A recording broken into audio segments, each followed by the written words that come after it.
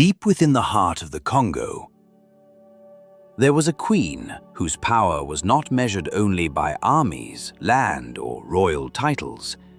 Her name was Queen Ngalifourou. To her people, she was not just a ruler. She was a sacred presence, a spiritual guardian, a woman whose authority came from the throne, from the ancestors, and from the invisible forces that held the Téké world together. Born around 1864, near the banks of the Congo River, Ngalifourou entered history at a time when Central Africa was being shaken by powerful changes. European empires were expanding, colonial treaties were being signed, traditional kingdoms were being forced to negotiate with foreign powers that did not fully understand their spiritual systems, their political traditions, or their sacred responsibilities. But Queen Ngalifourou was not a woman who could be easily reduced to a colonial footnote. She belonged to the Téké people, and among the Téké, royal power was never only political. It was spiritual, it was medicinal, it was ancestral, it was protective. At a young age, Ngalifourou married Ilu, the Makoko, the king of the Téké kingdom. She became his principal wife, but her role was far greater than that of a royal companion. She became a central advisor, a public figure, a woman whose presence gave weight to royal decisions. And over time, she became associated with a sacred force remembered as Nkwe Mbali. Nkwe Mbali, a divine spiritual power, a force connected to protection, legitimacy, and the sacred authority of the kingdom. To understand Queen Ngalifourou, we must understand this. In many Central African traditions, healing and leadership were deeply connected. A true leader did not simply command people. A true leader protected the body of the community, protected the land, protected the spirit, protected the people from visible and invisible danger.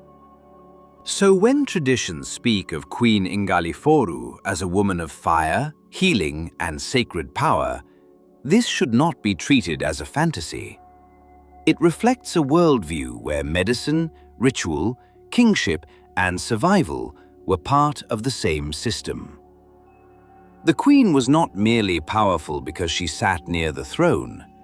She was powerful because she stood between worlds, between the living and the ancestors, between the king and the people, between political authority and sacred duty.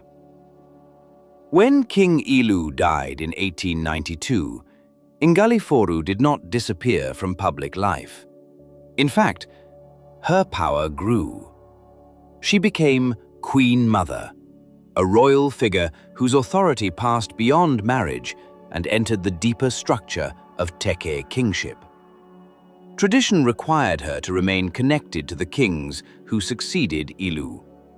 But this did not weaken her position. It strengthened it. Because the throne needed more than bloodline.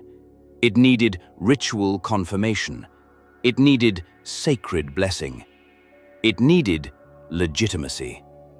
And Ngalifourou was one of the figures who carried that legitimacy.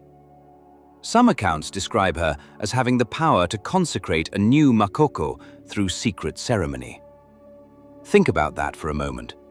A king could be chosen, a king could be named, a king could stand before the people, but without sacred recognition, his authority remained incomplete. This is why Queen Ngalifourou was so important. She did not only witness power, she helped make power real. Then came the age of empire. French colonial influence expanded across the region. The political world around the Téké kingdom changed dramatically. Treaties, administrators, soldiers, missionaries, and foreign officials entered spaces once governed by older systems of authority. For many African kingdoms, this period brought humiliation, pressure, and loss. But Queen Ngalifourou did something historically complex. She negotiated, she endured, she preserved what she could. Some later criticized her closeness to French colonial authorities. And yes, her relationship with France was complicated. She met important French figures. She received colonial recognition.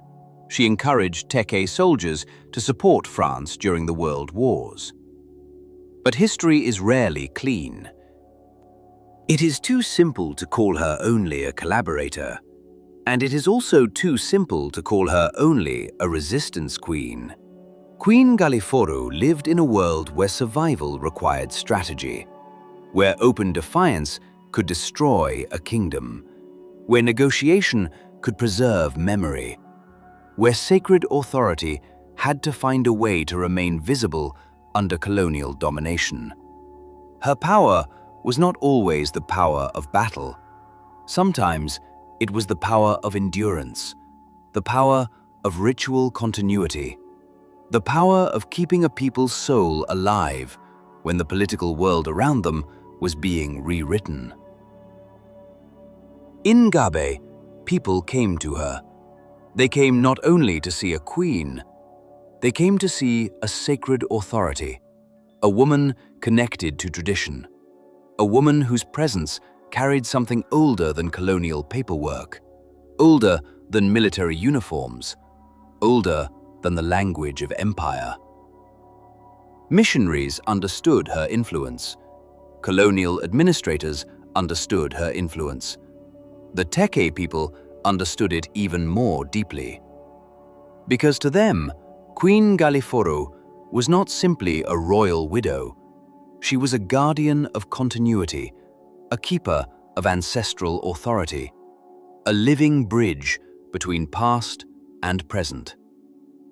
This is where the legend of her healing power becomes meaningful. When people speak of her sacred fire, they are speaking about more than flame. They are speaking about protection. When they speak of medicinal secrets, they are speaking about knowledge. Knowledge of plants, knowledge of ritual, knowledge of the body, knowledge of fear, knowledge of community survival. In the Téké world, healing was not only about curing illness. Healing was also about restoring balance, restoring order, restoring the relationship between people, land, ancestors, and spirit. Queen Ngaliforou's authority lived in that space. She was political enough to face empire, spiritual enough to command reverence, and wise enough to understand that leadership sometimes means protecting what cannot be seen. A people can lose territory, they can lose armies, they can lose formal independence. But if they keep their rituals, their memory, their sacred names, their ancestral dignity, then something remains alive. That was the world Queen Ngalifourou fought to preserve, not always with weapons, not always with public rebellion, but with presence, with ceremony, with spiritual authority, with the quiet, almost invisible power of a woman who understood that sovereignty is not only written in treaties. Sometimes, sovereignty is carried in ritual. Sometimes, it is carried in memory. Sometimes, it is carried in the body of one woman who refuses to let her people forget who they are. Queen Ngalifourou died on June 8, 1956. Her funeral became a major public event. Dignitaries came, officials came, religious figures came, political figures came. But beyond the public ceremony, something deeper was happening. An era was closing. A woman who had carried the sacred weight of a kingdom for decades was gone. And yet, she did not disappear. Her name remained, her image remained, her story remained. Queen Ngalifourou remains one of the most fascinating women in Central African history because she forces us to rethink power. Power is not always loud. Power is not always masculine.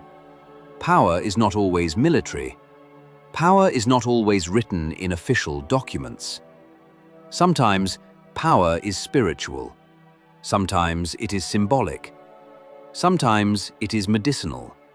Sometimes it is the quiet authority of a woman whom even kings needed.